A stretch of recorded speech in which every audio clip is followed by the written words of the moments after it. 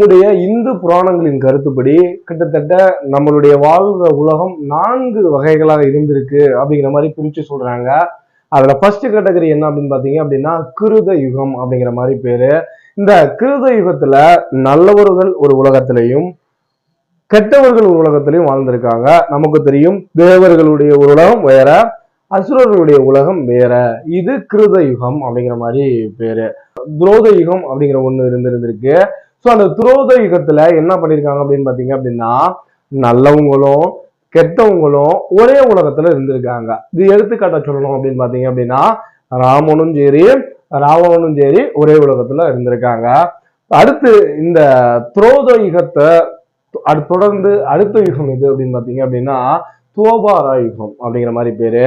இந்த துவாபார யுகத்துல ஒரே குடும்பத்துல நல்லவங்களும் இருந்திருக்காங்க கெட்டவங்களும் இருந்திருக்காங்க.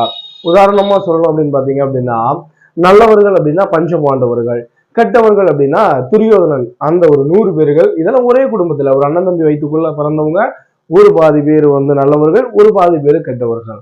அடுத்து நம்ம பார்க்க போறது என்ன அப்படின்னா இப்ப நம்ம வாழ்ற காலம் கலியுகம் அப்படிங்கிற மாதிரி பேரு. இந்த கலியுகத்துல நல்லவங்களும் கெட்டவங்களும் வேற எங்கேயும் இல்லை, நம்மள்டே இருக்காங்க. அதாவது கமலஹாசன் கூட சொல்லுவார் தெரியுங்களா, கடவுள் பாதி மிருகம் பாதி கலந்து செய்த கலவை நான் அப்படின்ட்டு. அது போல நம்மள்ட்ட தான் நல்லவங்களும் இருக்காங்க கெட்டவங்களும் இருக்காங்க. ஸோ இப்ப நீங்க ஒவ்வொரு நியூஸ் பேப்பர் எடுத்து பார்த்தாலும் சரி கொலை பழிக்கு பழி அப்படின்ற மாதிரி நியூஸ் தான் வெளியில வந்துகிட்டு இருக்கு.